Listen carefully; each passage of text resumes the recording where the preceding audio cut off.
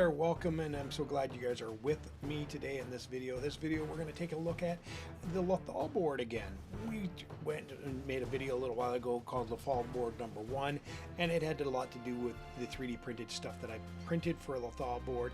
And I made a 3x3 Lothal board for a tournament, and I really, by the time I printed it, I took it 1 week to print all the stuff off, and I had 1 day left to make the board. So this is a 1-day build on a Lothal board that I built. And now I'm going to warn you ahead of time right now, there's a couple key items that were missing during the filming and video of this.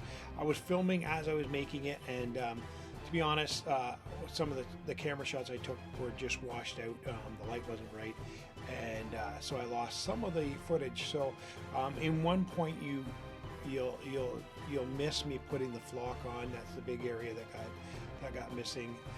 Now if I redid the flock, which I might do on the board yet, I would make it a little more yellowy, because most of the time when you see Lothal, you don't see the grassy green. There's a couple scenes in Star Wars Rebels where it was green grass, but mostly you kind of see it in that harvest wheaty feeling, yellowy feel.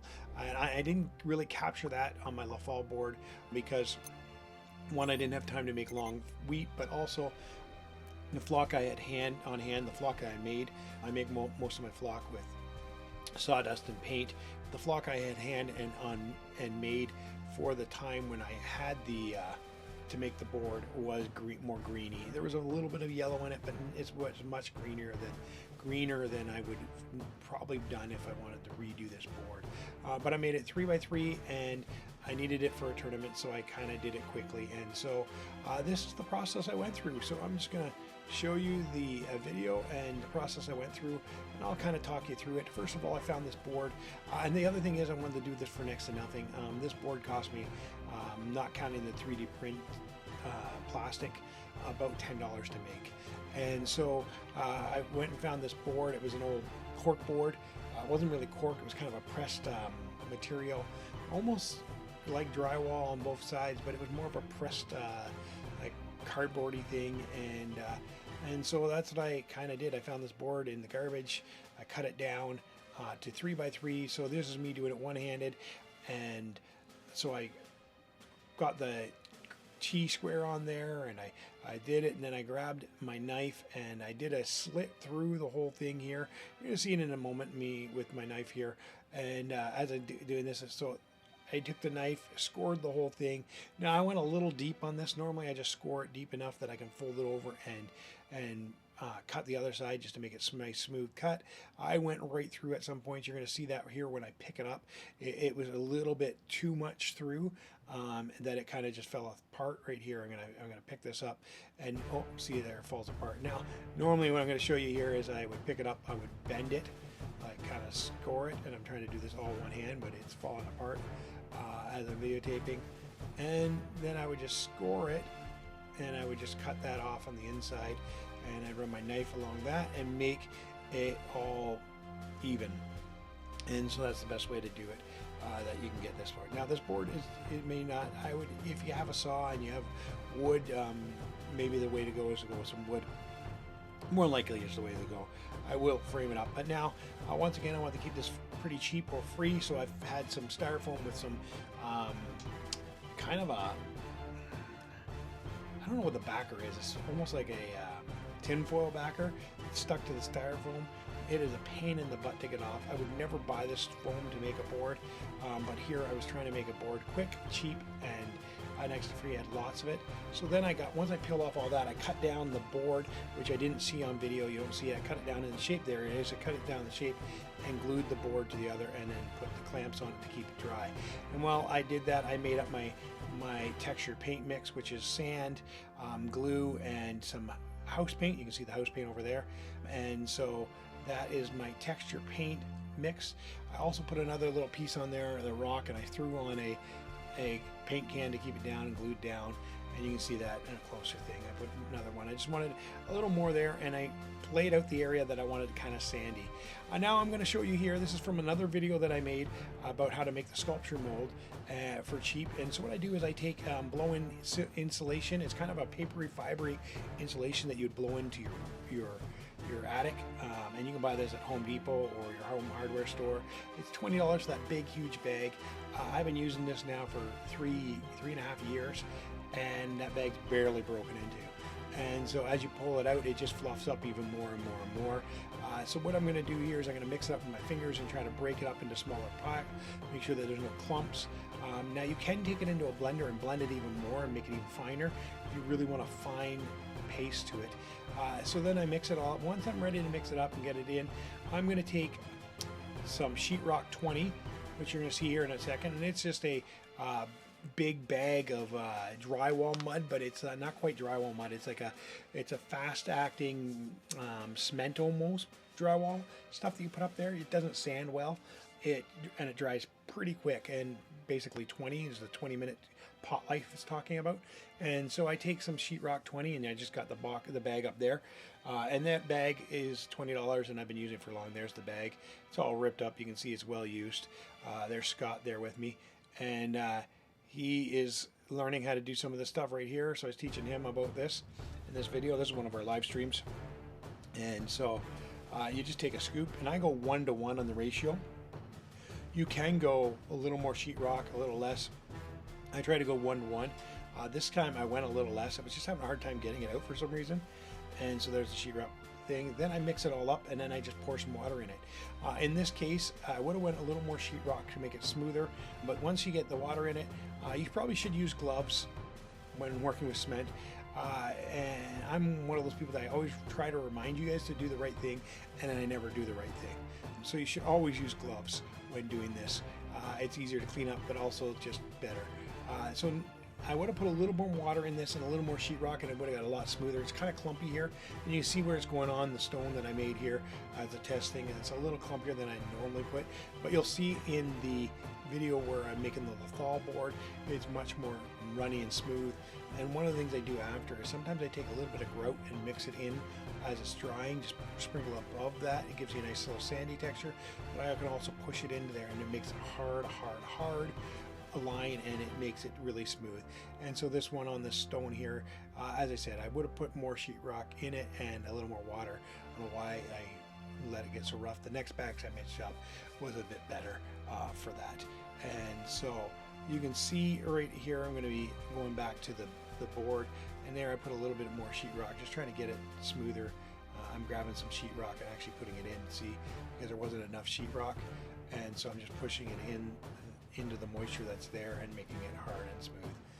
And so and then here you can see the texture is much more moldable, and as you go along you can mold the edges. I let it dry for about maybe 10 minutes, and then I go back in and just smooth it out with my finger and some water. And so you can see I put some texture paint going up for the paths, and I painted it green underneath on all those places that I would later put on flock. And so here's it starting to dry a little bit. I do go in and smooth it with some grout just to give it and then I start taking this gray green paint. It's just house paint I found laying around. It's an empty can. I think I got it as a cast off. People didn't want it. They returned it because it was the wrong color. So I bought it for like $10 for the big can. And so I'm just filling in all the colors with and around the edges there. I'm going to come back when this dries. The texture paint's starting to dry. You can see it's drying here. This is a couple hours later where I just left it dry. And I had to do this all in 24 hours. The game was going to be played later that day, and that's just a picture of it just before I left. And then the next thing I'm going to do is I'm going to take a cheap brown paint. This is a closer look at the edging and how it comes in together along the rock. And so I'm going to take a really cheap brown paint, and I'm going to water it right down to make a wash, and I'm going to spread that around all those edges, because the Lothal is much more brown and yellow than it is green and gray. And so I'm putting a lot of and you can see I just really quickly brushed it on and really thickly brushed it on. I'm going to come back after this dries. I go away for a little bit, maybe an hour, let it dry. I'm going to come back after it dries, and I'm going to dry brush it. And you're not going to see the dry brushing thing, but you can see the dry brushing work done here. I dry brushed all of that area, and I kind of made the dirt path here to kind of make it look like a place that was walked. And then I put on the 3D printed stuff that I showed in the other video, and you can see I did some posters up. I just cut those out of paper and glued them on with some PL, and I put them on every house. There's a little bit of posters up every one. And the flock there, you can see, is just sand. Now if I was going to do it, I'd do more of that yellowy over on the far side. This is literally hours. The flock's barely dry. I'd put more of this yellow in it and make it really yellowy if I could do it. But the game is about to start in like 20 minutes. And so here is the game, the very first game being played on this.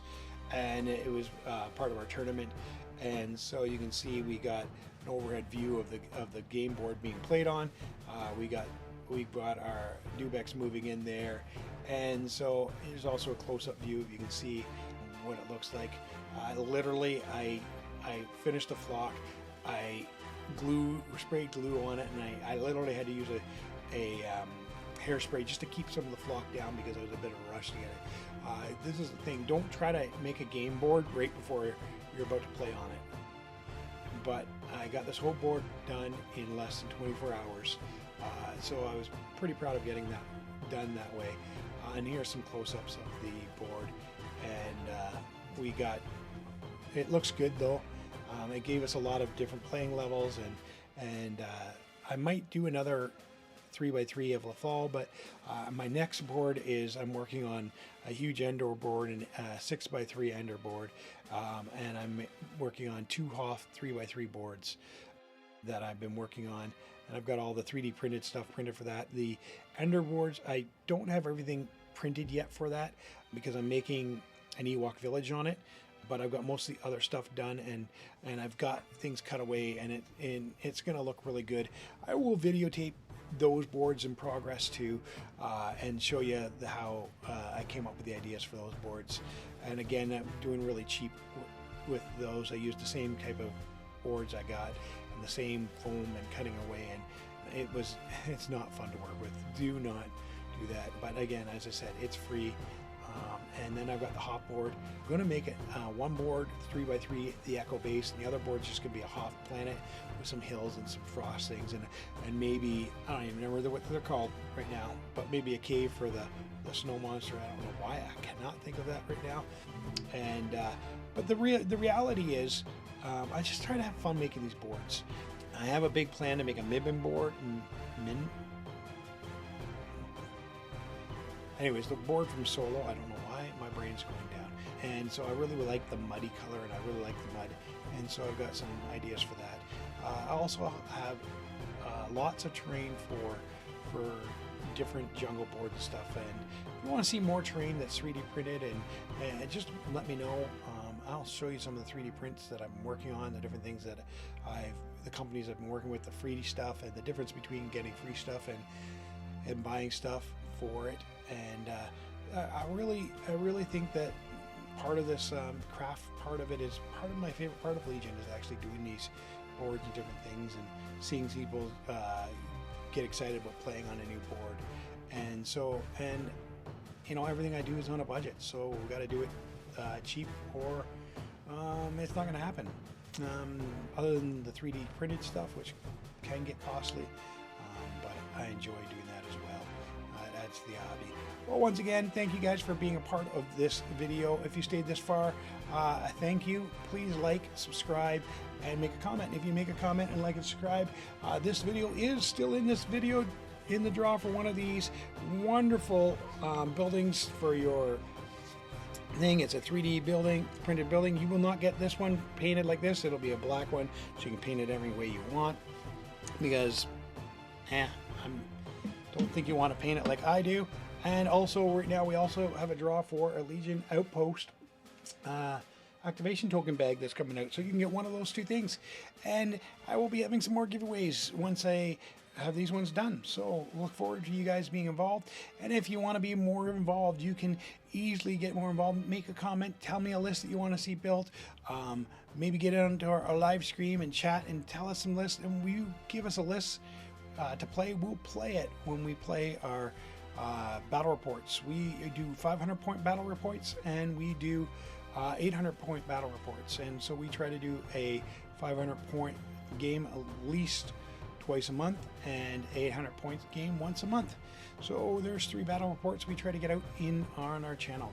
And I've got a backlog right now of battle reports to edit, and I haven't got to them, and that's why we're still giving away that item, because when we get to the final game of the tournament, we will be doing the draw live at that live stream of the finals, and we will see somebody get that wonderful hut and the bag drawn on that day for anybody who's entered into any of the videos that mention them. And so if you enter your, it's really easy to enter. Is you like, you subscribe, and you leave a comment. And thank you guys, that really helps, because the more comments left, the more likes and the more subscriptions, the more my videos get seen, and therefore it encourages me to do more. But not only that, it gets it out for more people. Thank you guys, and may the force be with you.